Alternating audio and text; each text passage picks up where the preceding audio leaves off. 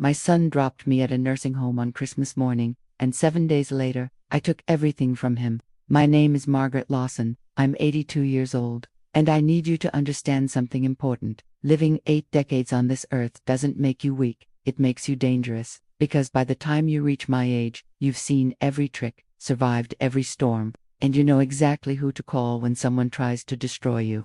I raised Stephen by myself while my husband Robert built his accounting firm from nothing. I held that boy when he had nightmares, paid for his college education, taught him right from wrong, or at least I tried to teach him that last part. Clearly, somewhere between childhood and his fancy finance career, Stephen forgot that his mother wasn't just some confused old woman he could throw away like yesterday's trash. Christmas Day 2023. He loaded me into his car like I was a piece of furniture and dumped me at Shady Pines nursing home, left me there with strangers while he went home to celebrate with his cold wife Veronica and those grandchildren who barely know my name. He thought that was the end of it, thought he'd finally gotten the senile old obstacle out of his way so he could get his hands on my $2.4 million estate. He was wrong. By New Year's Day, Stephen was standing in front of a judge, watching his entire life collapse, and me, I was sitting there in that courtroom, sharp as ever, showing him exactly what happens when you underestimate a woman who's spent 82 years learning how to survive. This is the story of those 7 days. The story of how my own son tried to bury me alive in an institution and how I buried his freedom instead. And if you think you know how this ends just because I'm old, you're making the same mistake Stephen made. Stay with me, and I'll tell you everything. Make sure you subscribe, because every grandmother has a story that needs to be heard, and this one's mine. Let me take you back to September, 3 months before that nightmare Christmas. That's when I first noticed the cracks forming, though I didn't understand what I was seeing yet. When you're 82, people expect you to miss things, to be a little slow, a little confused. Stephen was counting on that. He started showing up at my house more often, which should have made me happy. A mother always wants to see her son, right? But these weren't social visits. Stephen would walk through my home like an appraiser, commenting on things that never bothered him before. He'd mentioned how the stairs were steep, how the garden was too much work, how the house was really too big for one person. His wife Veronica would trail behind him, running her finger along surfaces like she was checking for dust, making little disapproving sounds. I kept my house immaculate, had been doing it for 57 years without anyone's help. But suddenly, according to Stephen, I was struggling. According to him, I was one fall away from disaster. The pamphlets started arriving in October, glossy brochures showing smiling elderly people playing cards, doing watercolor paintings, sitting in sunny courtyards, premier senior living communities, they called them. Stephen would leave them on my kitchen counter like accidentally, casually mentioning how his colleague's mother just loved her new place, how she had so many activities and friends.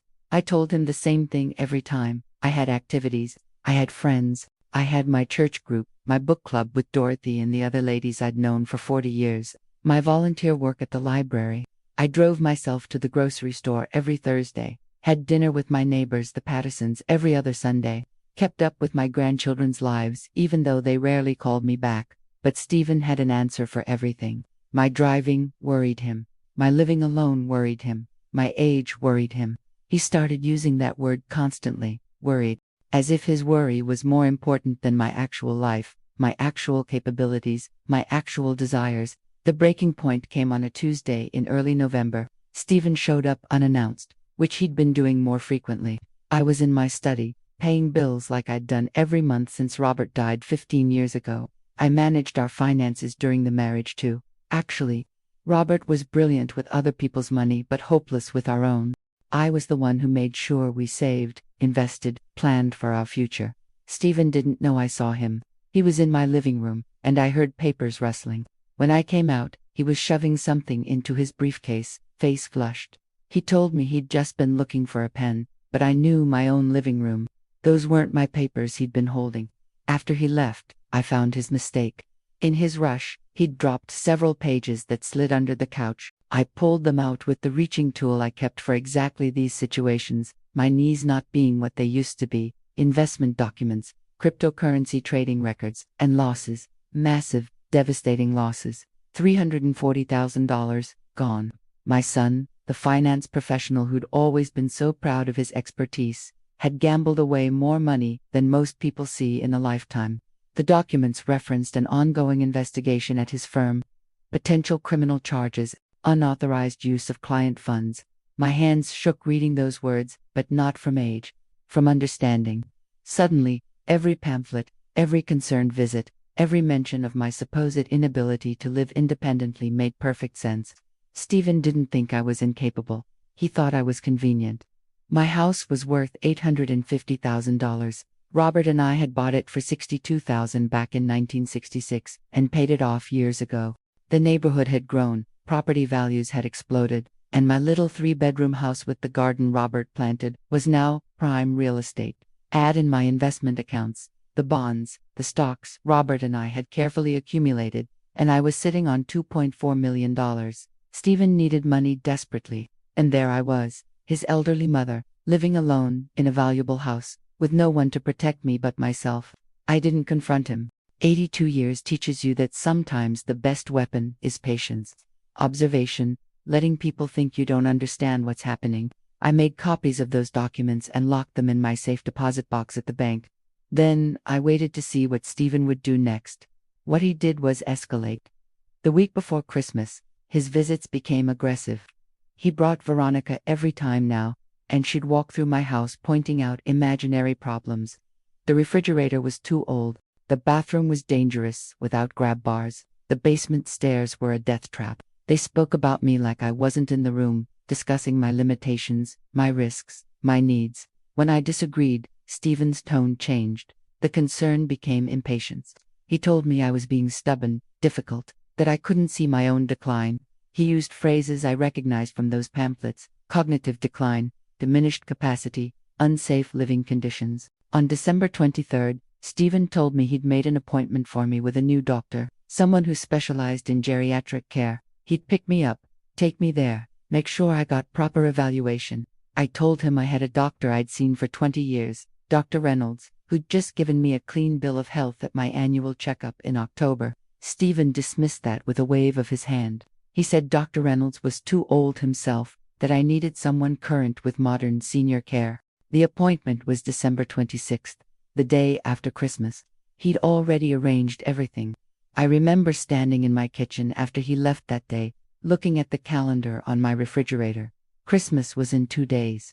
The appointment with this mysterious new doctor was the day after. And I had this feeling, this knowing that comes from living long enough to recognize patterns. Something was about to happen. Something bad. I just didn't realize how bad until Christmas morning, when Stephen showed up at 7 a.m. with packed suitcases and told me we were going on a trip to my new home. Christmas morning arrived cold and gray, the kind of morning that makes old bones ache. I was in my kitchen making coffee when I heard Stephen's car in the driveway. 7 in the morning on Christmas Day. He had a key I'd given him years ago, for emergencies. I heard it turn in the lock and knew immediately this wasn't a holiday visit. He came in with Veronica behind him, both of them wearing expressions I'd seen before on people's faces at funerals. That fake sympathy, that practiced sadness that doesn't reach the eyes. Stephen was carrying 2 suitcases, my suitcases, from the hall closet upstairs. He told me they had a wonderful surprise, that they'd found the perfect place where I'd be safe and cared for, where I'd have activities and friends and round-the-clock support. He said it like he was offering me a vacation, a gift. His voice had that bright, loud quality people use when they talk to children or people they think are stupid. I asked him what he was talking about. I told him I was staying in my home, that I had plans for Christmas dinner with Dorothy and the Pattersons, that I hadn't agreed to go anywhere. That's when Stephen's mask slipped. He told me I was confused, that I wasn't remembering things correctly, that they'd discussed this with me several times and I'd agreed. He used that word again, confused, like a weapon, like if he said it enough times, it would become true. Veronica started walking through my house, opening drawers, pulling out my clothes. She packed my things like she was cleaning out a storage unit. No care, no respect. My good Sunday dress got shoved in next to everyday blouses. The watch Robert gave me for our 40th anniversary got tossed into a plastic bag with my medications. I tried to stop her, put my hand on her arm and told her to stop touching my belongings. Stephen stepped between us and said I needed to calm down, that I was getting agitated, that this was exactly why I needed professional care. When I reached for my phone to call Dorothy, Stephen took it from my hands, just plucked it right out of my fingers like I was a child with a toy. He told me I'd just get confused trying to make calls, that they'd handle contacting my friends for me, that I needed to trust him, the man who'd lost $340,000 and was under investigation for fraud, the man who'd been circling my assets like a vulture for 3 months. He wanted me to trust him. I tried reasoning, told him I hadn't packed my things, hadn't agreed to this, that he couldn't just remove me from my home. Stephen got close to my face then, and I saw something in his eyes I'd never seen before: desperation, fear, and underneath that, anger. He told me he had legal authority, that he'd already filed papers with the court, that a doctor had evaluated my condition and determined I could no longer make safe decisions for myself. He said if I didn't cooperate, he'd have to call for help to transport me, and wouldn't I rather go with dignity? A doctor I'd never seen had apparently evaluated me. Papers I'd never signed were filed with the court. My own son was informing me that I'd lost my rights, my autonomy, my freedom. In 2 hours, they had me out of my house. 2 hours to dismantle 57 years of life, of memories, of independence. Veronica locked the door behind us while Stephen guided me to his car with a hand on my elbow, like I was fragile, like I might fall. The Shady Pines nursing home was 40 minutes away, far enough from my neighborhood that I couldn't walk home, couldn't easily reach my friends. It looked nothing like those glossy pamphlets. The building was old, the paint peeling in places. The lobby smelled like industrial cleaner trying to mask something worse underneath. The woman at the desk knew Stephen. They'd clearly been in communication.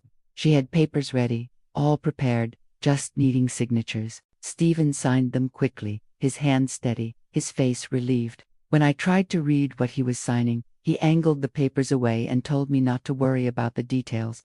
The word guardianship caught my eye. Temporary emergency custody, diminished capacity. A nurse with kind eyes and a tired face walked me to my room. 3rd floor, East Wing, room 347. The room was tiny, maybe 10 by 12 feet. A single bed with rails, a small dresser, a chair by the window that looked out on a parking lot. The walls were that institutional beige that exists nowhere in nature. Other residents wandered the hallway, and I could see immediately that most of them were deeply impaired. One woman kept asking for her mother, who'd probably been dead 50 years. A man sat in a wheelchair, staring at nothing. These were people who needed institutional care. I wasn't one of them. Stephen left within 20 minutes, told me he'd visit soon, that I should settle in and make friends. He said Veronica would bring my Christmas presents later. Then he was gone, walking quickly like he couldn't get out fast enough, leaving me in that beige room with strangers and the smell of other people's lives ending. I sat on that bed with its safety rails and started laughing. Not happy laughter. The kind of laughter that comes when you realize just how badly someone has underestimated you. Stephen took my phone, but he forgot something crucial. I'd been managing money and accounts since before he was born. I'd set up our first computer in 1995, learned email in 1996, got my first cell phone in 2002. I wasn't some technologically helpless old woman. And more importantly, I'd updated my iPad just 2 months ago, keeping it in my purse, specifically because Stephen had been acting strange. That iPad was in my purse. Stephen and Veronica had been so focused on grabbing my phone that they'd forgotten about it entirely. I pulled it out after Stephen left, hands shaking with rage, not fear, connected to the nursing home's Wi-Fi, and then I started searching. First, I looked up the doctor whose name was on the admission papers, Dr. Marcus Chen. According to his practice website, he specialized in memory care and dementia. But here's what was interesting. According to his calendar availability online, he had no appointments available on any of the dates Stephen claimed I'd been evaluated. And his office was 200 miles away. I'd never traveled 200 miles for any medical appointment in my life. I pulled up my bank accounts on the iPad. Everything looked normal at first. But then I checked the shared account I'd kept with Stephen for emergencies. An account with $50,000 that was supposed to be for my care if something happened. Stephen had power of attorney on that specific account, set up years ago when Robert died. $23,000 had been withdrawn 2 weeks ago. The memo line said legal fees. Stephen had been paying lawyers to strip away my rights using my own money. I checked my email next, found messages from a real estate agent named Brad Morrison. The first email was from December 15th. asking Stephen to confirm the listing price for my property at 847 Maple Street, my home. The email said they'd discussed a quick sale scenario and that Brad could definitely move it fast in this market, especially with your mother's situation requiring immediate liquidation of assets. Stephen had already listed my house. He'd put it on the market before he'd even locked me away. The listing was scheduled to go live on January 2nd, the day after New Year's. He was planning to sell my home, take my money, and leave me rotting in this place while he paid off his debts and saved his own skin. I sat there in that horrible little room, reading email after email, document after document on my iPad. Stephen had been thorough. He'd prepared guardianship papers claiming I had dementia. He'd gotten a fake medical evaluation from a doctor who'd never examined me. He'd already contacted estate sale companies about emptying my house. He'd even emailed Veronica about reinvesting Mom's liquid assets once the house sold. My son was systematically dismantling my entire existence, and he'd done it with cold calculation, with planning, with complete confidence that no one would stop him, that I couldn't stop him, because I was just a confused old woman who couldn't possibly fight back. That's when I found Walter Hutchinson's contact information in my email.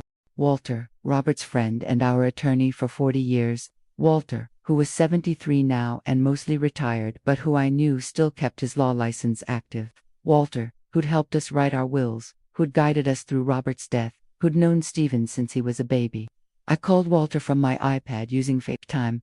It rang 4 times, and I thought he might not answer. Christmas Day, after all.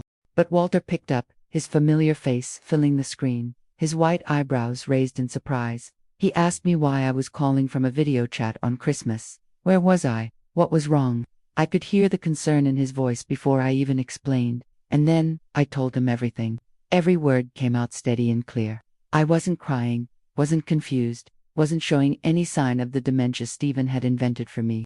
I explained the nursing home, the fake medical evaluation, the house listing, the financial papers, all of it. I watched Walter's face change from concern to shock to something harder, anger. Walter was quiet for exactly 3 seconds after I finished. Then he told me not to sign anything, not to talk to anyone at the facility about legal matters, that he'd be there in 2 hours with help. He showed up in 90 minutes with a woman named Karen Price, maybe 40 years old, sharp-eyed and carrying a briefcase that looked serious. Karen specialized in elder law, Walter explained. She'd built her entire practice around protecting elderly people from exactly what Stephen was doing to me. They spent 3 hours with me that Christmas evening. Karen asked me questions, detailed questions about my daily life, my finances, my routines, my medications. She asked me to recall dates, to do simple math, to explain complex concepts. I answered everything perfectly, because there was nothing wrong with my mind. There never had been. Walter photographed my room at Shady Pines, the institutional setting, the other residents, the locked doors. Evidence, he said, that this was completely inappropriate for someone of my capabilities. Then they looked at the papers Stephen had signed. Karen's face went dark reading them. She showed me the forged medical evaluation. Dr. Marcus Chen's signature was on it, claiming he'd examined me on December 10th and found me severely impaired, a danger to myself, unable to manage my own affairs. Walter told me what I already knew in my bones. This was fraud. This was elder abuse. This was illegal guardianship based on falsified documents. And this was, he said very carefully, potentially a federal crime. They left at 9 p.m. with promises to start working immediately. Walter told me to stay calm, stay quiet, act like I didn't understand what was happening. Let Stephen think his plan had worked. Karen told me they'd need about a week to build the case properly, to get proper medical evaluations, to document everything, to file the right motions with the court. 1 week, 7 days. I could survive 7 days in this place if it meant destroying Stephen's scheme completely. After they left, I sat by my window looking out at the parking lot, at the dark sky, at the world continuing on Christmas night like my life hadn't just been stolen. I thought about Stephen at home with his family, probably relieved, probably celebrating getting rid of me, probably already calculating how much money he'd have once my house sold. I thought about all the times I'd sacrificed for him. The overtime shifts Robert worked while I raised Stephen alone. The college tuition we paid, the down payment we gave him for his first house, the love, the support, the endless forgiveness of his mistakes. And now he'd betrayed me in the coldest way possible, using my age as a weapon, counting on the world's assumption that elderly means helpless. The day after Christmas, I started playing the role Stephen expected. It went against every instinct I had, every ounce of pride I'd built over 82 years. But Walter had been clear. Let them think they'd won. Let them believe I was exactly what they'd claimed I was. So when the nurses came to wake me at 6:30 for breakfast, I moved slowly, asked where I was with confusion in my voice. Let them guide me to the dining hall like I needed help finding it, even though I'd memorized the layout the night before. I've always had a good sense of direction. At 2, raising a child while Robert traveled for business, the dining hall was depressing in daylight, fluorescent lights that hummed, tables sticky with years of cleaning solution, oatmeal that tasted like paste. I sat with 3 other women who barely spoke, lost in their own worlds of memory loss and medication fog. I belonged there like a concert pianist belongs in an elementary school music class, but I played my part, ate slowly, stared out the window. When staff asked me questions, I answered just vaguely enough to seem uncertain without being obviously sharp. Stephen called that afternoon on the facility phone. The nurse told me I had a call from my son, said it with that bright encouragement they use with people they think are disconnected from reality. I took the phone and listened to Stephen ask how I was settling in, if I was making friends, if I was comfortable. I told him it was fine, that the room was nice, that everyone was very kind. Made my voice small, tired, defeated. Stephen sounded relieved, almost cheerful. He said he'd visit in a few days, that he was handling things at my house, not to worry about anything, just rest and let him take care of everything. Everything, my house, my money, my life. He was taking care of it all. After the call, I went back to my room and pulled out my iPad. Karen had emailed me a secure message explaining what they needed. 3 independent medical evaluations from reputable physicians, documentation of my actual capabilities, proof of Stephen's financial desperation, and fraudulent documents. They were working on all of it, but I could help. I spent that evening writing down everything I could remember. Dates Stephen visited, things he'd said, the documents I'd found, details about my daily life before he locked me away. My morning routine: wake at 6, coffee and toast while reading the newspaper, crossword puzzle, emails, my weekly schedule, grocery shopping Thursdays, church Sunday mornings, book club the first Wednesday of each month, volunteer shift at the library every Tuesday afternoon. I documented my medications: blood pressure pill once daily, vitamin D supplement, aspirin, nothing for memory, nothing for confusion, nothing that suggested any cognitive impairment whatsoever. My last doctor's visit with Dr. Reynolds, where he'd told me I was healthier than most 60-year-olds he saw. I wrote it all down in clear, detailed prose and sent it to Karen through the secure portal. Then, I hid my iPad under my mattress and went to sleep in that uncomfortable bed with its safety rails, dreaming of the justice that was coming. The next day, December 27th, Karen arrived with the first doctor. She'd scheduled them under the guise of standard facility health assessments. Dr. Sarah Patel, a geriatric psychiatrist with credentials that filled 2 pages, she spent 90 minutes with me, asking questions that ranged from simple to complex. She asked me to remember 3 words and recall them later, asked me to count backward from 100 by 7s, asked me to explain the plot of the last book I'd read, which happened to be a complex historical fiction about World War II. Asked me about current events, about my life history, about my financial management strategies. I answered everything perfectly, naturally, because these were things I knew. My mind was exactly as sharp as it had been at 60, at 40, at 20. Age had given me wisdom and perspective. It hadn't taken my faculties. Dr. Patel's evaluation would show. I later learned that I demonstrated superior cognitive function for any age group, with particular strength in executive function, memory, and reasoning. No indication whatsoever of dementia, confusion, or impaired decision-making capacity. The second doctor came on December 28th, Dr. James Wilson, a neurologist. He did more technical testing, examining my reflexes, my coordination, my neurological responses, asked me to walk heel-to-toe down the hallway, to touch my finger to my nose with my eyes closed, to follow his finger with my eyes. I passed everything. The arthritis in my knees slowed me down slightly, but Dr. Wilson noted that it was mild and well managed with over-the-counter medication. nothing that impaired my ability to live independently. Between these appointments, I maintained my act for the facility staff, seemed uncertain about which day it was, moved slowly, asked simple questions, let them think I was exactly what Stephen had claimed. But I was also watching, learning, and what I learned made me angrier by the hour. On December 29th, Stephen visited. This was the moment I'd been both dreading and anticipating. Walter had coached me, be docile, be confused, give Stephen no reason to suspect anything. Stephen walked into my room like he owned it, which I suppose he thought he did. He'd brought some of my things from the house, he said, a few photographs in frames, some books, my favorite blanket, making it look like he cared, like he was helping me settle into my new permanent home. He sat in the chair by my bed and talked to me like I was 5 years old, asked if I was eating well, sleeping well, making friends with the other ladies, told me he'd been so worried about me living alone, that this was so much better, so much safer. Then, because he thought I was too far gone to understand, he started talking about the house. He mentioned that he was handling some paperwork for me, that he'd found someone interested in buying the property, that it was too much for me to worry about. The house needed too much work anyway, he said, better to sell it and let him invest the money properly for my care. I made myself nod slowly, like I was processing information through fog. Asked him if the house was the one on Maple Street, like I wasn't quite sure.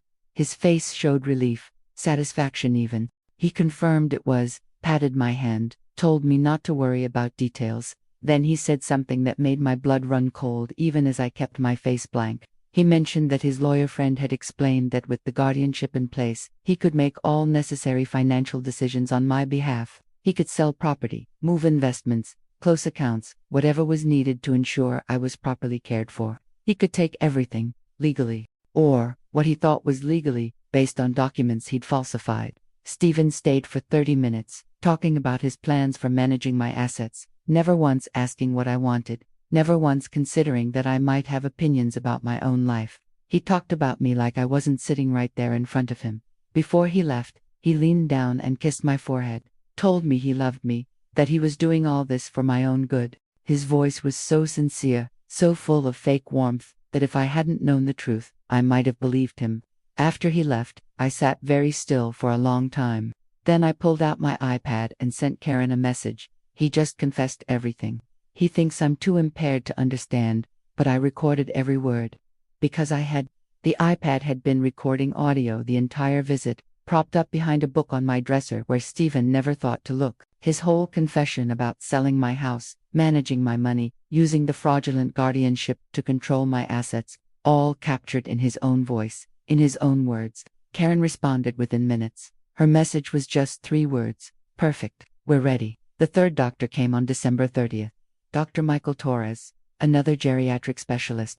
This evaluation was even more thorough than the previous 2. He reviewed my complete medical history, interviewed me for 2 hours, assessed everything from my balance to my memory to my judgment. His conclusion, he told me with a slight smile, was that I was quite possibly the most capable 82-year-old he'd ever evaluated.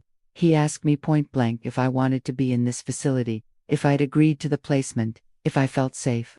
I told him the truth. No, no, and no. Dr. Torres documented all of it. 3 independent medical professionals, all with impeccable credentials, all reaching the same conclusion. Margaret Lawson had full mental and physical capacity and had been institutionalized against her will based on fraudulent documentation. That evening, Walter called my iPad. The court had agreed to an emergency hearing for December 31st, New Year's Eve. Judge Margaret Chen would preside. Walter had filed a motion to invalidate the guardianship, presenting the 3 medical evaluations, evidence of the forged documents, proof of Stephen's financial crimes, and documentation of inappropriate institutionalization. He asked me if I was ready to face Stephen in court, to testify, to tell the truth in front of a judge. I told Walter I'd been ready since Christmas morning, that I'd spent 6 days in this place watching Stephen think he'd gotten away with betraying me, watching him underestimate me, watching him count my money in his head. 6 days of playing weak while building a case strong enough to destroy him. Walter's voice was warm when he responded.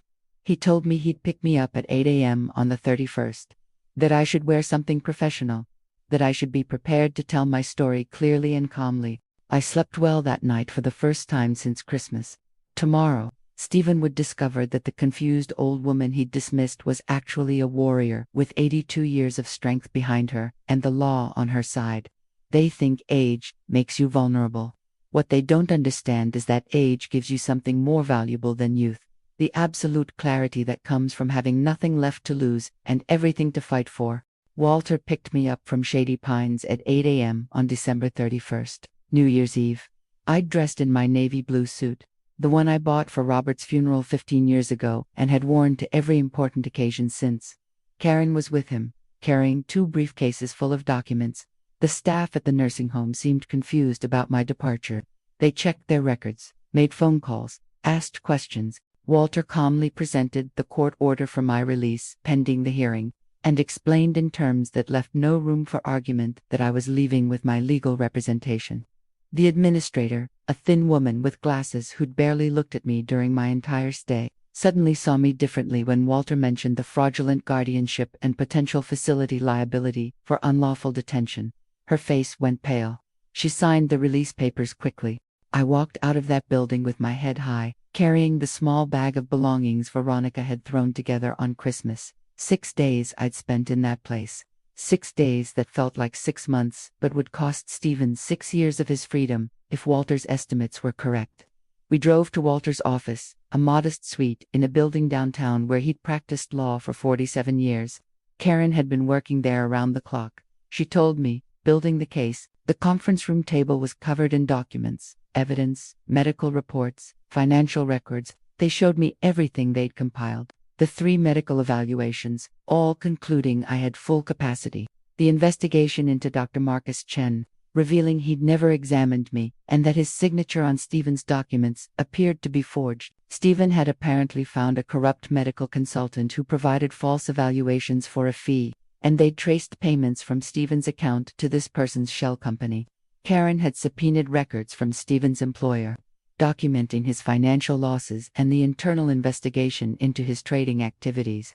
She'd obtained the emails between Stephen and the real estate agent about selling my house. She'd pulled the guardianship filing Stephen had submitted to the court, full of lies about my condition, my capabilities, my supposed need for institutional care. Most damaging of all, they had the recording from Stephen's visit on December 29th. Karen had cleaned up the audio, making every word crystal clear. Stephen's voice explaining how he could now control all my assets, how he'd sell the house quickly, how the guardianship gave him complete authority over my finances. His own words, condemning him. Walter explained what would happen at the hearing. We'd go before Judge Margaret Chen at 2 p.m. Stephen would be there with his lawyer, expecting a routine proceeding to formalize the guardianship. Instead, he'd walk into an ambush of evidence showing his fraud, his elder abuse, his criminal activity. The judge had the authority to immediately invalidate the fraudulent guardianship, ISSUE, protective orders, and refer the case to the district attorney for criminal prosecution. Walter expected she'd do all 3. But first, I'd need to testify. Tell my story clearly, demonstrate my capacity. Show the judge that I was exactly what the medical evaluations said, a fully competent woman who'd been wrongfully institutionalized by her own son for financial gain. Karen coached me for 3 hours, not that I needed much coaching. I'd lived the story, after all. But she wanted to make sure I stayed calm, focused, didn't let emotion override clarity. The judge needed to see a competent woman, not an angry one, even though anger was absolutely justified.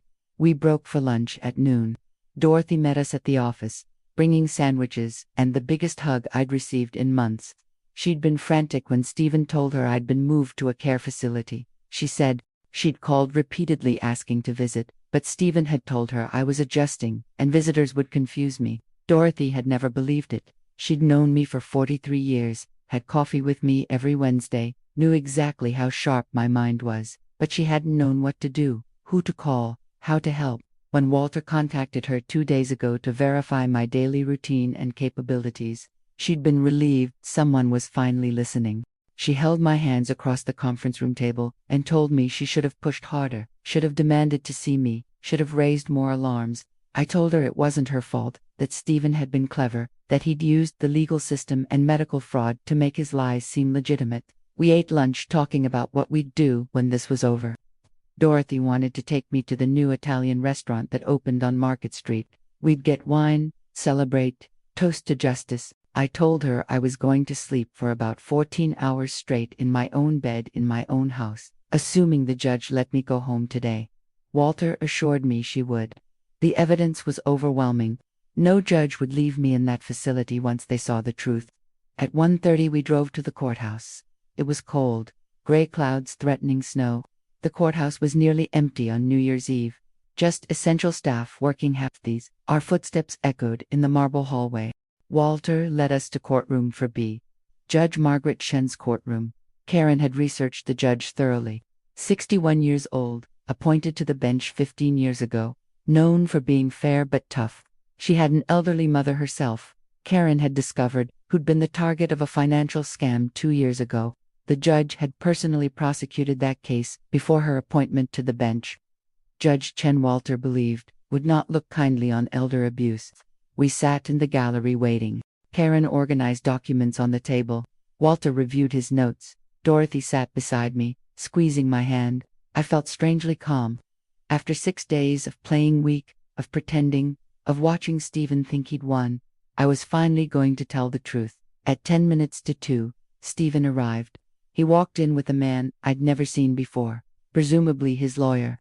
Stephen wore a suit, looked professional, confident. He glanced at the gallery, saw Walter, and his face registered confusion.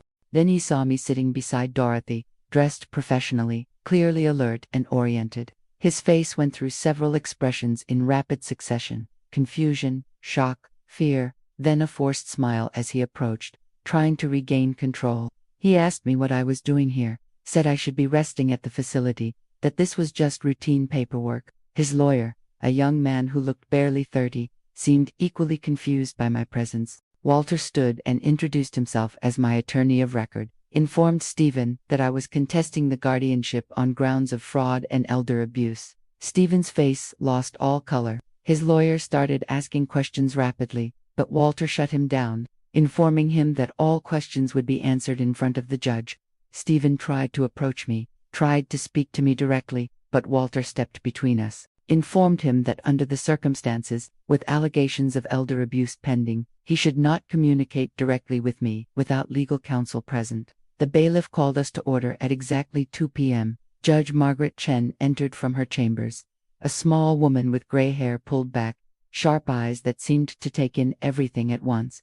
She settled at the bench, reviewed the papers before her, then looked up at both tables. She addressed Stephen's lawyer first, asked him to state the purpose of today's hearing. The young attorney explained it was to finalize emergency guardianship over Margaret Lawson, his client's mother, based on medical evaluation showing diminished capacity and need for supervised care.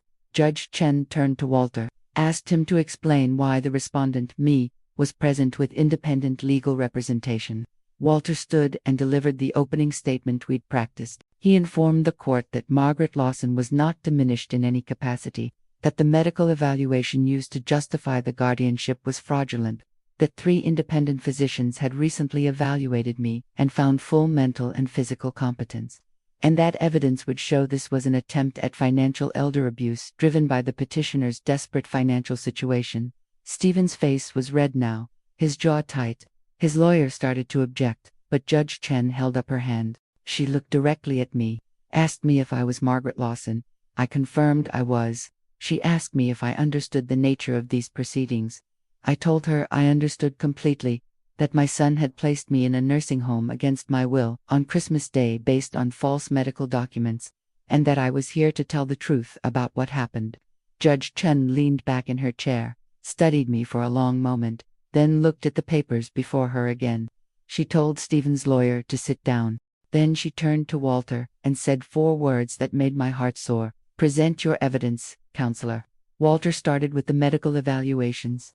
He presented all 3 reports to Judge Chen, explaining that these were independent assessments conducted by board-certified specialists in geriatric medicine and psychiatry. 3 different doctors, 3 separate evaluations over 4 days, all reaching the identical conclusion: I had full cognitive capacity. Judge Chen read each report carefully, taking her time.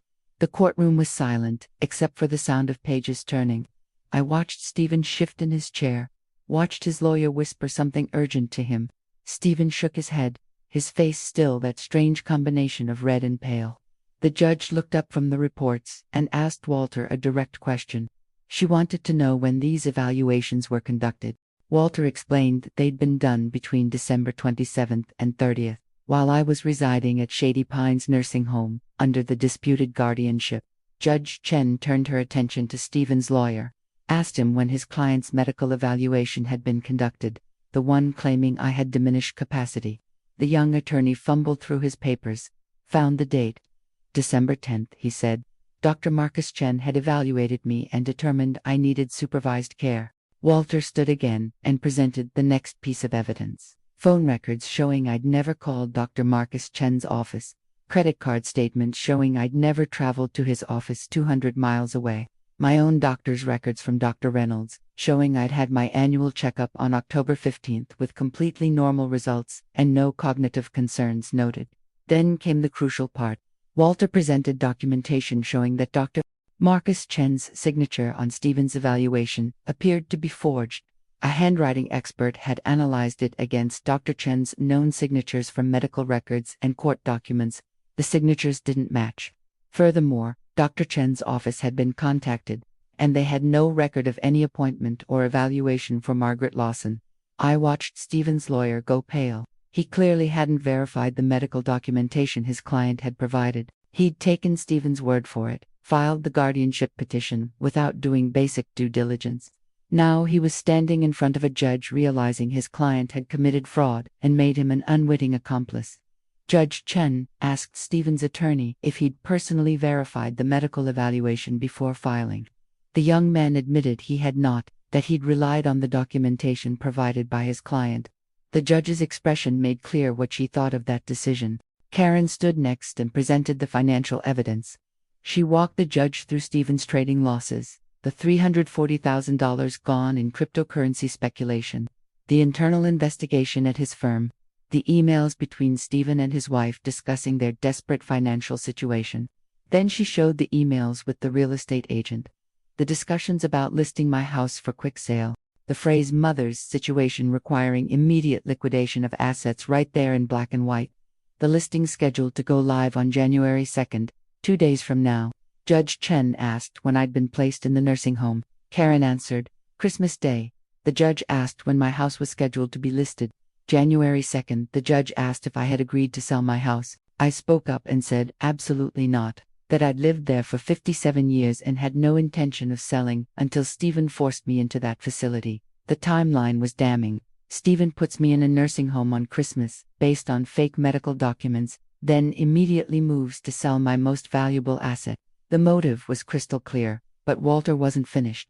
He presented the recording from Stephen's visit on December 29th. The judge allowed it to be played in open court. Stephen's voice filled the courtroom, cheerful and confident, explaining to his supposedly confused mother how he was handling the house sale, how the guardianship gave him authority over all my finances, how I shouldn't worry about details. Then his voice saying he could make all necessary financial decisions on my behalf, sell property, move investments, whatever was needed, all captured in his own words because he'd thought I was too impaired to understand or remember. Stephen's lawyer tried to object, claimed the recording was made without consent, but Judge Chen shut him down. She informed him that in this state, only one party needed to consent to recording a conversation, and I had consented to record my own conversation. The recording was admissible. Judge Chen listened to the entire audio clip, her face growing harder with each sentence. When it finished, she looked at Stephen directly for the first time, asked him if that was his voice on the recording. Stephen confirmed it was. She asked him if he'd made those statements to his mother. Stephen tried to explain that he'd been trying to reassure me, that he'd been simplifying things for my understanding. The judge cut him off, told him she'd heard enough explaining. Then she asked Walter if he had anything else. Walter presented one final piece of evidence, the documentation from Shady Pines showing I'd been placed in a facility designed for residents with advanced dementia and significant care needs. Photographs of my room, the locked ward, the other residents clearly suffering from severe cognitive impairment. He presented documentation of my actual life before Stephen's intervention, my volunteer schedule at the library, my book club attendance records, my church activities, my driving record showing no accidents or violations, my financial records showing I'd been successfully managing my own accounts, paying my own bills, making my own investment decisions. Walter asked the judge a simple question. Did the evidence show a woman who needed to be locked in a memory care facility, or did it show a son who needed his mother's money and was willing to commit fraud to get it? Judge Chen called a 15-minute recess. She needed time to review all the evidence, she said. We stood as she left the courtroom. As soon as she was gone, Stephen's lawyer turned on him, his voice low but furious. I could hear fragments of what he was saying. Something about false information, fraudulent documents, making him look incompetent in front of a judge. Stephen tried to respond, but his lawyer told him to stop talking. Told him he needed to think about getting a criminal defense attorney because this had gone way beyond a civil guardianship matter. Dorothy squeezed my hand. Walter organized his papers with quiet confidence. Karen pulled up something on her laptop, ready for whatever came next. I sat there in that courtroom and thought about 6 days in that facility, 6 days of pretending to be less than I was, 6 days of watching Stephen believe his lies had worked, 6 days that were about to become Stephen's worst nightmare. The bailiff called us back to order. Judge Chen returned to the bench, her expression unreadable. She sat down, arranged her papers, then looked directly at me. She asked me to approach the witness stand. Said she had some questions for me before she made her ruling. Walter had prepared me for this possibility. The judge wanted to assess my capacity herself, wanted to hear directly from me, wanted to look me in the eye and determine if I was the woman the medical reports claimed or the confused person Stephen had described. I stood and walked to the witness stand, my back straight despite the arthritis in my knees. The bailiff swore me in. I placed my hand on the Bible and promised to tell the truth, the whole truth, nothing but the truth. Judge Chen looked at me with those sharp eyes and asked her first question. She wanted to know, in my own words, what happened on Christmas Day. I took a breath and began to tell my story. I explained how Stephen had arrived at 7 a.m. with packed suitcases, how he'd told me I was confused, that I'd agreed to move, that I needed supervised care, how Veronica had packed my belongings while Stephen took my phone away, how they'd driven me to Shady Pines and left me there within 2 hours. I described the facility, the locked doors, the residents with advanced dementia, the tiny room, the feeling of being erased from my own life. Judge Chen asked about my life before Christmas. I told her about my daily routine, my activities, my independence, explained that I'd managed my own finances for 60 years, had been doing so successfully since my husband died 15 years ago. Described my volunteer work, my social life, my complete autonomy. She asked about my relationship with Stephen. That question hurt, but I answered honestly. I told her Stephen had been a good son for most of his life, that I'd loved him and supported him, paid for his education, helped him start his career, but that 3 months ago, things had changed. He'd become obsessed with my living situation, pushing me toward institutional care, dismissing my independence. Judge Chen asked if I'd known about Stephen's financial problems. I explained about finding the documents in November, the cryptocurrency losses, the investigation at his firm. The judge asked why I hadn't confronted him.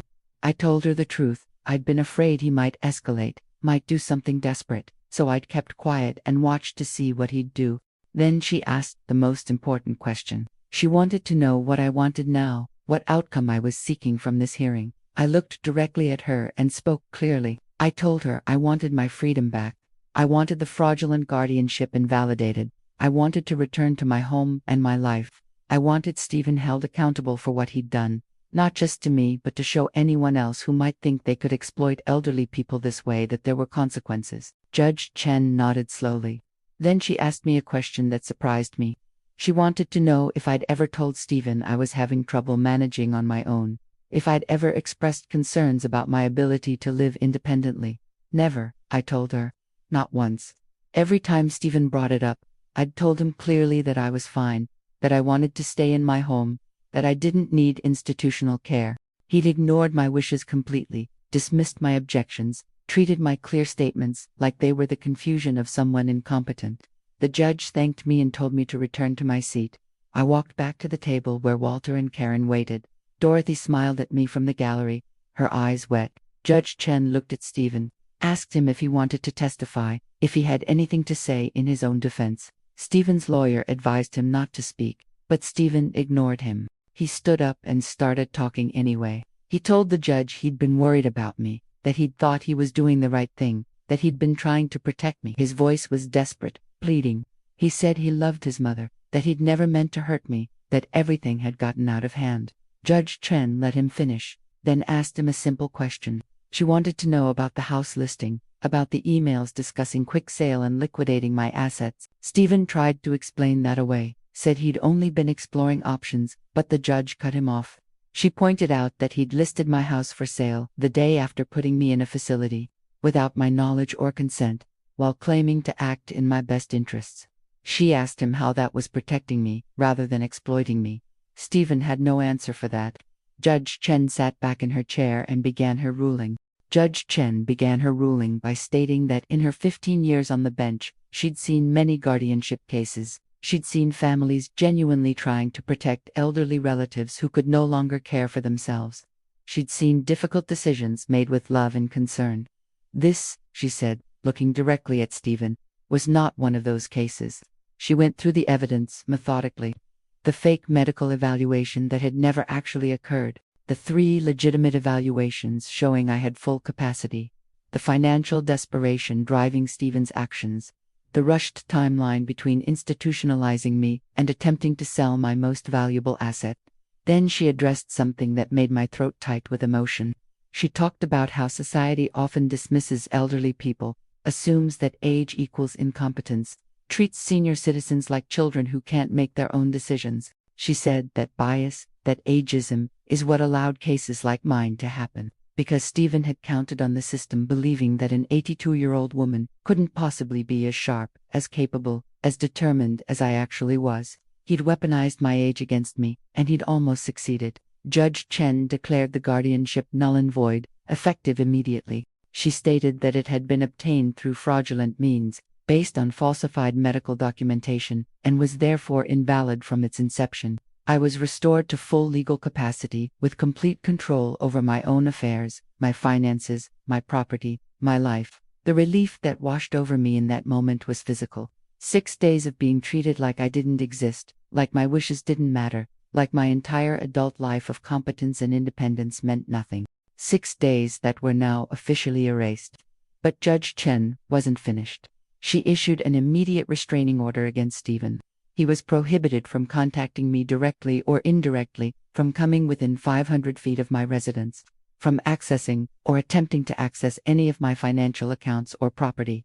Violation would result in immediate arrest. Then came the part that made Stephen's face go completely white. Judge Chen stated that the evidence presented suggested multiple criminal violations: elder abuse, fraud, forgery of medical documents, attempted theft through fraudulent guardianship, and potentially others. She was referring the entire case to the District Attorney's Office for Criminal Investigation and Prosecution.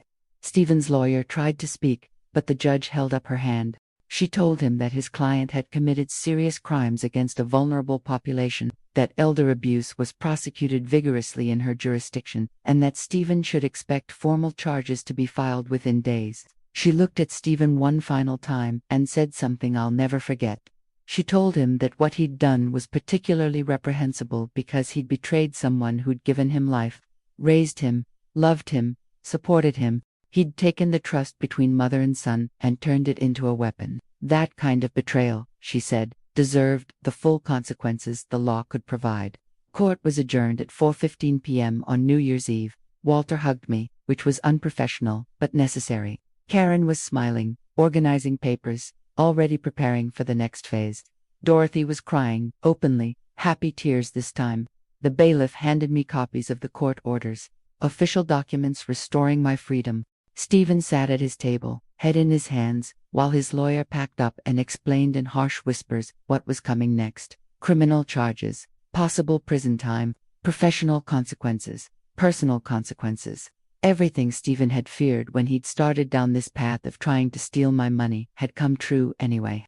Except now he'd also destroyed his relationship with me and earned himself a criminal record. We left the courthouse just as snow started falling. light flakes drifting down on the last day of the year. Dorothy drove me home while Walter and Karen followed in Walter's car. We pulled up to 847 Maple Street just as the sun was setting, golden light hitting the windows of the house where I'd raised Stephen, where I'd lived with Robert, where I'd built a life over 57 years. My house, still mine. The locks hadn't been changed yet, thank God. Stephen hadn't moved that fast. I used my key and walked into my own home for the first time in 6 days. Everything looked the same but felt different. The furniture was still in place, but I could see where Veronica had gone through drawers and closets. Things weren't quite where I'd left them. Evidence of their intrusion, their assumption that this space was theirs now, to sort through and sell. Dorothy helped me check every room, while Walter and Karen reviewed documents at my kitchen table. Nothing appeared to be missing, but the violation was there in the details. My private papers had been rifled through, my bedroom closet reorganized, my life examined and catalogued like I was already gone. Walter explained what would happen next. The district attorney would review the case, likely file charges within a week. Stephen would be arrested, arraigned, possibly released on bail depending on flight risk assessment. The criminal process would take months, maybe a year, but Walter was confident about the outcome. The evidence was overwhelming. Meanwhile, I needed to secure everything, change all my passwords, review all my accounts for unauthorized access, get new locks installed, notify my bank and investment firms about the attempted fraud. Karen had a checklist she'd prepared, steps to protect myself going forward. They stayed until 8 p.m., making sure I had everything I needed, that I felt safe, that I understood the next steps. Dorothy offered to stay the night, but I told her I wanted to be alone in my own house, sleeping in my own bed, reclaiming my space. After they left, I walked through the house slowly, room by room, turning on every light. The living room where Stephen used to play with his toy trucks, the kitchen where I'd made countless dinners, packed countless school lunches, celebrated countless holidays, the bedroom where Robert died, where I'd held his hand and promised him I'd be okay. I'd kept that promise, even when Stephen tried to erase me, institutionalize me, steal everything Robert and I had built. I'd stayed strong, I'd fought back, I'd won. That night, I made myself tea and sat at my kitchen table with my calendar. January 1st was tomorrow, a new year. I needed to rebuild, to secure my life, to make sure this could never happen again. First, I'd change my will completely. Stephen would get nothing. Not a penny, not an object, nothing. I'd already decided that in the nursing home, but now I'd make it official and ironclad. My estate would go to charities focused on elder abuse prevention, 2 organizations that protected vulnerable seniors from exactly what Stephen had tried to do to me. Second, I'd establish a trust for my grandchildren with conditions. They'd receive their inheritance when they turned 30, but their parents would have no access, no control, no way to touch it. If Stephen had taught me anything, it was that sometimes you need to protect your grandchildren from their own parents. Third, and this was the decision that took me longest to reach, I'd sell the house. Not because Stephen wanted me to, but because I chose to. The house held beautiful memories, but it also now held the memory of that Christmas morning, of being dragged out against my will, of Stephen's betrayal. I'd sell it on my terms, buy a smaller place that was easier to manage, and use the money to fund my life and my causes. Fourth, I'd go public with my story. Not for revenge, though I won't pretend that wasn't part of it, but because I knew there were other elderly people out there facing the same thing. Children circling like vultures, waiting for inheritance, willing to institutionalize their own parents to get it faster. My story could help others recognize the warning signs, fight back, protect themselves. I spent New Year's Eve in my own home, in my comfortable chair, drinking tea and planning my future. At midnight, I heard fireworks in the distance, neighbors celebrating. I raised my teacup in a private toast, to justice, to survival, to the strength that comes from 82 years of refusing to be broken, to proving that age doesn't equal helpless, and elderly doesn't mean vulnerable. Stephen had made a critical error. He'd assumed that because I was old, I was weak. He'd forgotten that I'd survived the Great Depression as a child, raised him alone while Robert worked brutal hours, buried my husband, rebuilt my life, stayed independent and strong through everything life threw at me. He'd forgotten that I was his mother, the woman who'd taught him how to tie his shoes, how to ride a bike, how to be a man. And somewhere along the way, I'd failed to teach him the most important lesson: never underestimate the people who love you, because if you betray them, they'll teach you consequences you never imagined. The next morning, January 1st, I woke up at 6 a.m., in my own bed, made my coffee in my own kitchen, read my newspaper at my own table, did my crossword puzzle in ink, finishing it in 17 minutes. At 9 a.m., my phone rang. It was Walter. The district attorney had reviewed the case over the holiday and was moving forward immediately. Stephen would be arrested on January 2nd. Charges included elder abuse, fraud, forgery, attempted theft, and false imprisonment. He was looking at significant prison time if convicted, which Walter assured me was almost certain given the evidence. At 10 a.m., Dorothy came over with bagels and cream cheese. We sat at my kitchen table, and she told me how proud she was of me, how scared she'd been that I'd be stuck in that facility, how relieved she was that justice was being served. At noon, I called a locksmith. New locks on every door by evening. I also called a security company. Cameras would be installed by the end of the week. Stephen had a restraining order, but I wasn't taking any chances. At 2 p.m., I called my real estate agent, not Brad Morrison, the one Stephen had contacted, but Maria Santos, a woman I'd known for 20 years. I told her I wanted to sell the house, but on my timeline, at my price, with my terms. She understood immediately and promised to handle everything personally. At 4 p.m., I sat down at my computer and started writing my story, from beginning to end. Every detail of Stephen's betrayal, the 6 days in Shady Pines, the fight to get my freedom back. I wrote for 3 hours straight, and when I finished, I had 15 pages of the clearest, angriest, most honest prose I'd ever produced. That document would eventually become an article published in our local newspaper, then picked up by national media, then used by elder advocacy groups across the country. My face would be on morning news shows, my story shared thousands of times on social media. My experience turned into a teaching tool about elder abuse and how to fight it. But that night, on January 1st, it was just my story, my truth, my refusal to disappear quietly. Stephen had tried to erase me, institutionalize me, steal from me. Instead, he'd made me visible, made me a voice for every elderly person who'd been dismissed, discounted, or destroyed by people who should have protected them. Tomorrow, he'd be arrested. His life as he knew it would end. His career, his reputation, his freedom, all gone. And I'd be here, in my house, living my life, stronger than he'd ever given me credit for. They say revenge is a dish best served cold. I say justice is better when it's served by an 82-year-old woman who refuses to be anyone's victim. January 2nd arrived, cold and bright. I was in my kitchen making breakfast when my phone rang at 8:30 a.m. It was Walter, calling to tell me that Stephen had been arrested an hour earlier at his home. The police had shown up with a warrant, taken him into custody in front of Veronica and the kids, and transported him to the county jail for processing.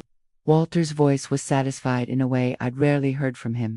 He told me Stephen had tried to argue with the officers, claimed this was all a misunderstanding, that his mother was confused and vindictive. The police hadn't been interested in his explanations. They had a warrant based on evidence reviewed by the district attorney, and that was all that mattered. Stephen would be arraigned that afternoon. Walter asked if I wanted to attend.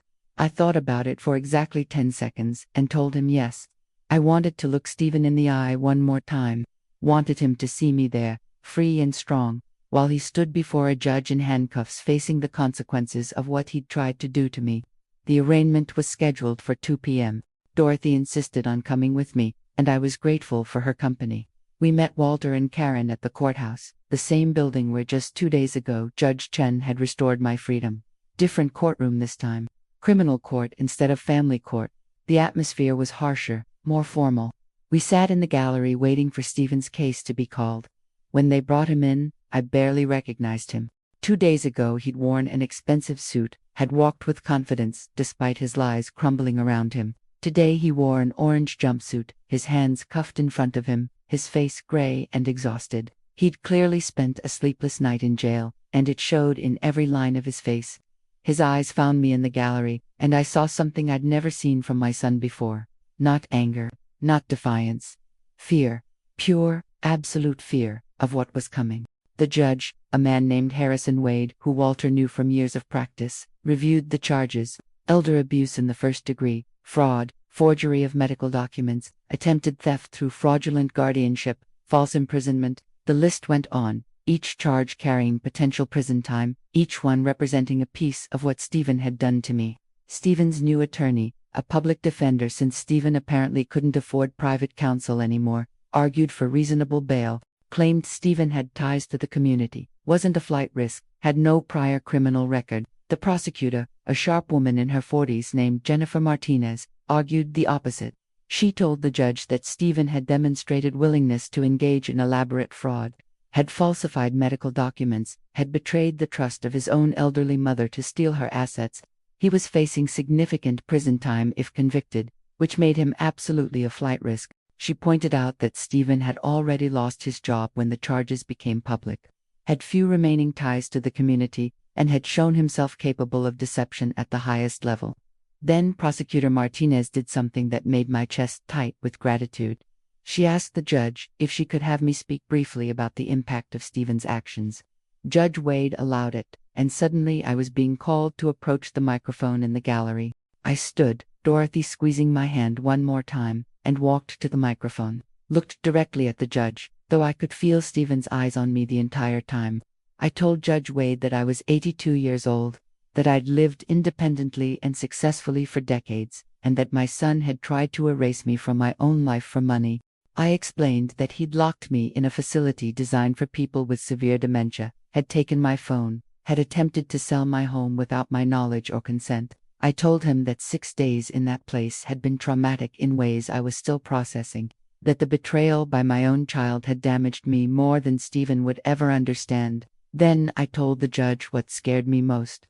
If Stephen was released on bail, I feared he'd try to contact me despite the restraining order, that he'd try to convince me to drop the charges, to forgive him, to let him escape consequences, that he'd use my love for him, my memory of who he used to be, as a weapon one more time. I asked Judge Wade to consider that Stephen had already shown he'd break rules, forge documents, and lie to authorities to get what he wanted. Why would we trust him to follow bail conditions now? Judge Wade thanked me and told me to return to my seat. I walked back to Dorothy, my legs shaking slightly, but my voice had been steady throughout. I'd said what needed to be said. The judge took less than 5 minutes to make his decision. Bail was set at $500,000, cash only. The amount was so high I heard Stephen's lawyer gasp. Judge Wade explained that given the severity of the charges, the elaborate nature of the fraud, and the defendant's desperate financial situation, he considered Stephen a significant flight risk. The high bail was appropriate to ensure Stephen's appearance at trial. Stephen's face crumpled. $500,000 in cash. He didn't have it. Veronica certainly wouldn't provide it, not when she was already filing for divorce to distance herself from the scandal. His friends, if he had any left after this became public, wouldn't have that kind of money either. Stephen would stay in jail until trial. Months, probably, sitting in a cell, thinking about what he'd done, facing the reality that his scheme to steal my money had cost him everything instead. The arraignment ended, and they led Stephen away. He looked back at me one more time, and I saw him mouth something. It might have been, "I'm sorry," or "Mom, please," or something else. I didn't acknowledge it. Just watched as the bailiff guided him through the door, back to the holding cells. Walter walked me out of the courthouse, explaining what came next. Pre-trial motions would take months. Stephen's lawyer would probably try to negotiate a plea deal. But Prosecutor Martinez had already told Walter she wasn't interested in anything less than significant prison time. The evidence was too strong, the crime too serious, and the district attorney's office wanted to send a message about elder abuse. We went to lunch at a small cafe near the courthouse, the 4 of us, me, Dorothy, Walter, and Karen. They toasted to justice with their coffee cups, and I joined them.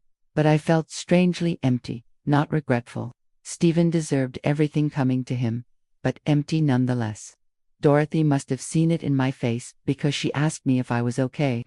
I told her the truth. I was relieved Stephen would face consequences, but I was also mourning the son I thought I had, the man I'd raised and loved, who somewhere along the way had become someone capable of such cruelty. Karen, young enough to be my granddaughter but wise beyond her years, said something that helped. She told me that grief and justice could coexist. that I could mourn the loss of who I thought Stephen was, while still demanding accountability for who he actually became. That holding him responsible didn't make me a bad mother. It made me a strong woman who refused to accept abuse, even from her own child. Over the next 3 weeks, my life slowly returned to normal. I changed all my passwords, secured all my accounts, installed the security system. The new locks made me feel safer, and the cameras meant I'd know if anyone approached my property. Maria Santos worked efficiently on selling the house. We listed it in mid-January, and within 2 weeks had 3 offers above asking price. I accepted one from a young family with 2 small children. They reminded me of Robert and me when we'd bought the place back in 1966. Full of hope and plans, I started looking at condominiums, smaller places that would be easier to maintain. Found one I loved in a building with good security, an elevator so my knees wouldn't suffer, and a balcony with a view of the park. I made an offer, and it was accepted within days. My story was published in the local paper on January 15th. The response was overwhelming. Letters poured in from other elderly people who'd experienced similar abuse or feared it from their own families. Local news stations wanted interviews. National media outlets picked it up. Within a month, I'd been on 3 morning shows, quoted in a dozen articles, and contacted by elder advocacy groups asking me to share my story at their events. I said yes to most of it, not because I enjoyed the attention, but because every time I told my story, I heard from someone who said it had helped them, someone who recognized the warning signs in their own family, someone who found the courage to fight back, someone who realized that age didn't mean helpless. Stephen's trial was scheduled for late April. Prosecutor Martinez kept me updated on the process. Stephen's lawyer had tried multiple times to negotiate a plea deal, but the prosecution wasn't budging. They wanted this case to go to trial, wanted it to be public, wanted it to send a clear message. In March, something unexpected happened. Veronica's divorce was finalized, and she reached out to me through Walter. She wanted to apologize, she said. Wanted to explain that she hadn't known the full extent of what Stephen was planning, that she'd believed his lies about my declining capacity, that she regretted her role in what happened. I agreed to meet her, though Dorothy thought I was crazy. We met at a neutral location, a coffee shop downtown, with Walter present at my insistence. Veronica looked terrible. The scandal had destroyed her social standing, her friends had abandoned her, and she was struggling to explain to her teenage children why their father was in jail, and their grandmother had put him there. She cried as she apologized, told me she should have questioned Stephen more, should have insisted on meeting with my doctors herself, should have listened when I protested. I accepted her apology, though I didn't fully forgive her. Veronica had been complicit, even if she hadn't masterminded the scheme. She'd packed my belongings like trash, treated me like an inconvenience, never once questioned whether Stephen's version of events was true. She'd been willing to benefit from my institutionalization without examining her own conscience. But I also recognized that Veronica had been married to Stephen for 20 years, had trusted him, had believed his lies the way people believe their spouses. She was a victim of his deception too, even if her victimhood didn't compare to mine. I told her I hoped she'd learn from this, that she'd teach her children, my grandchildren, about integrity and respect for elderly people, that she'd never again participate in dismissing someone's autonomy just because they were old. She promised she would, and I believed her sincerity if nothing else. The trial began on April 23rd, lasted 3 weeks. I testified for an entire day, telling my story in detail to a jury of 12 strangers who would decide Stephen's fate. I described Christmas morning, the 6 days at Shady Pines, the fear and betrayal I'd felt, the relief when Walter rescued me. The medical experts testified about my perfect cognitive function. The handwriting expert explained the forged signature. The financial investigators detailed Stephen's desperate situation. The prosecutor played the recording of Stephen's visit, his own words condemning him. Stephen's lawyer tried to paint him as a concerned son who'd made errors in judgment, who'd been misled by bad advice, who'd never meant to harm his mother. But the evidence was overwhelming, and the jury saw through it. On May 12th, after 2 days of deliberation, they returned guilty verdicts on all charges: elder abuse, fraud, forgery, attempted theft, false imprisonment. Every single count. Stephen's sentencing was scheduled for June 15th. Prosecutor Martinez told me to prepare a victim impact statement, something I could read to the judge before sentencing. I spent 2 weeks writing it, revising it, making sure every word counted. June 15th was warm and sunny, the kind of day that makes you grateful to be alive. I dressed carefully that morning in a pale blue suit, the color of hope and new beginnings. Dorothy picked me up at 9 a.m., and we drove to the courthouse together for the last time. The sentencing hearing was scheduled for 10 o'clock. Walter and Karen met us in the hallway outside the courtroom, both of them confident about the outcome. Prosecutor Martinez had recommended a sentence of 6 years in state prison, and she'd told Walter she expected Judge Wade to follow that recommendation or possibly go higher given the severity of the crimes.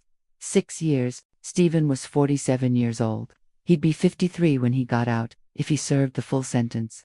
His career in finance was over, his reputation was destroyed, his marriage had ended, his relationship with his children was damaged, possibly beyond repair, and his relationship with me, the woman who'd given him life and raised him with every ounce of love I had, was finished forever. I'd had months to process that reality, and it still hurt. Not because I regretted pursuing justice, I didn't regret that for a single second, but because somewhere in the back of my mind, there was still that young mother holding her baby boy, believing he'd grow up to be a good man. That version of Stephen was gone, if he'd ever really existed outside my hopes. The courtroom filled with people, media representatives, elder advocacy group members who'd been following the case, other families who'd experienced similar abuse and wanted to see justice served. Dorothy sat beside me in the front row, her hand finding mine as we waited. They brought Stephen in at 5 minutes to 10. 5 months in jail had changed him even more. He'd lost weight, his face was gaunt, and his eyes had that hollow look of someone who'd spent too long staring at concrete walls. He glanced at me briefly, then looked away. We hadn't spoken since his arrest, hadn't exchanged a single word. The restraining order remained in effect, and I had no desire to communicate with him anyway. Judge Wade entered, and we all stood. He settled at the bench, reviewed the papers before him, then looked out at the packed courtroom. He acknowledged that this case had attracted significant public attention, that it represented an important issue regarding the treatment of elderly citizens, and that his sentencing decision would reflect the seriousness of the crimes committed. First, he asked if I wanted to read my victim impact statement. I'd been preparing for this moment for weeks, but standing up and walking to the podium still took every ounce of courage I had. I carried my statement in my hands, 2 pages I'd written and rewritten until every word was exactly right. I began by introducing myself, Margaret Lawson, 82 years old, mother, widow, volunteer, reader, friend, a woman who'd lived independently and successfully for decades before. Her own son decided she was worth more to him institutionalized than free. I told the court about the trauma of being torn from my home on Christmas morning, about sitting in that nursing home room surrounded by people with severe dementia, knowing I didn't belong there but having no way to escape, about the 6 days that felt like 6 years, wondering if anyone would believe me, if anyone would help me, if I'd die in that facility without ever getting my life back. I explained that Stephen hadn't just tried to steal my money. He'd tried to steal my dignity, my autonomy, my identity. He'd used my age as a weapon, counted on society's willingness to dismiss elderly people as confused or incapable. He'd betrayed the most fundamental trust that exists between parent and child. Then I talked about what I'd lost. Not just the 6 days of false imprisonment, though those were traumatic enough, but the loss of my son, the loss of my family as I'd known it, my grandchildren, who I barely saw now because Veronica was too ashamed and they were too confused about what had happened. The sense of safety I used to feel in the world, now replaced with wariness and caution. I told the judge that I'd survived a lot in 82 years. I'd survived the Depression, World War II, the death of my beloved husband, and countless other challenges, but nothing had prepared me for being betrayed by my own child. That wound would never fully heal, and Stephen needed to understand the depth of damage he'd caused. Finally, I addressed Stephen directly, something I'd debated doing but ultimately decided was necessary. I turned slightly so I could see him, though he kept his eyes down. I told him that I'd loved him from the moment he was born, that I'd sacrificed for him, supported him, believed in him. I'd forgiven his mistakes over the years, his poor choices, his selfish moments, because that's what mothers do. But this wasn't a mistake or a poor choice. This was calculated cruelty, elaborate fraud, willingness to destroy me for money. I told him that I hoped prison would give him time to understand what he'd done, not just legally but morally, that he'd locked up his own mother, the woman who'd raised him, and planned to steal everything she had. I hoped he'd spend those years thinking about the kind of man he'd become and whether that was really who he wanted to be. Then, I told him that I forgave him, not because he deserved forgiveness, but because carrying hatred for him was too heavy a burden at my age. I forgave him for my own peace, not for his comfort. But forgiveness didn't mean reconciliation. I would never have a relationship with him again. That door was closed permanently, locked as securely as the doors at Shady Pines had been. I returned to my seat, my hand shaking slightly but my voice having remained steady throughout. Dorothy squeezed my hand. Walter nodded with approval. Karen was writing notes, probably already thinking about how this case would inform her future work protecting elderly clients. Judge Wade thanked me for my statement, said it was one of the most powerful he'd heard in his years on the bench. Then he addressed Stephen directly, asked if he had anything to say before sentencing. Stephen stood, his lawyer beside him. He'd prepared a statement too. I could see the paper trembling in his hands. He started by apologizing, said he was sorry for what he'd put me through, that he'd made terrible mistakes driven by financial desperation and poor judgment. But Judge Wade interrupted him, asked him point blank if he understood that this wasn't about mistakes or poor judgment. This was about methodically planning to defraud his own mother, forge medical documents, falsely imprison an elderly woman, and steal her life savings.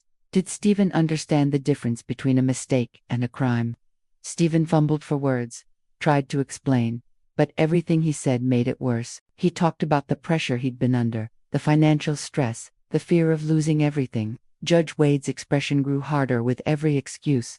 Finally, the judge told Stephen to stop talking, said he'd heard enough.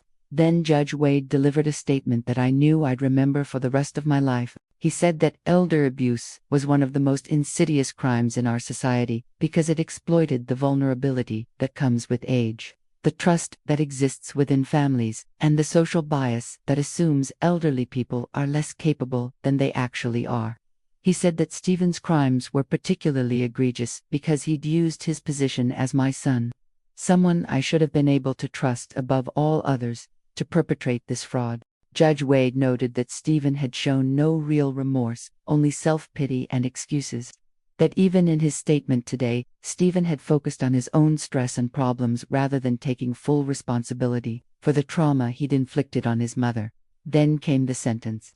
8 years in state prison on the combined charges, to be served consecutively, longer than the prosecution had recommended, because Judge Wade wanted to send a message that elder abuse would be punished severely in his courtroom. 8 years, Stephen would be 55 when he was released.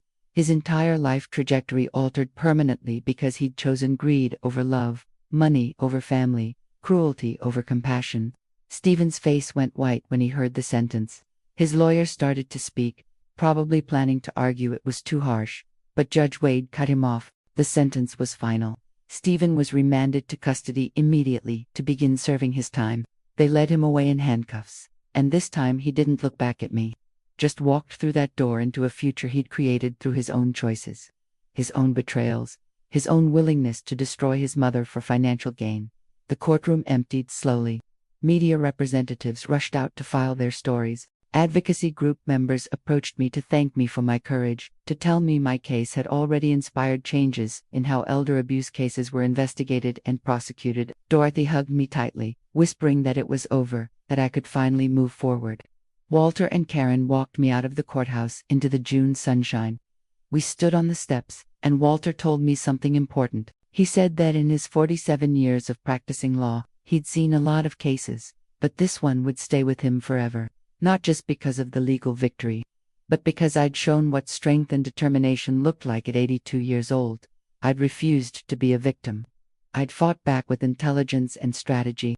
I'd used the legal system effectively to protect myself and punish my abuser.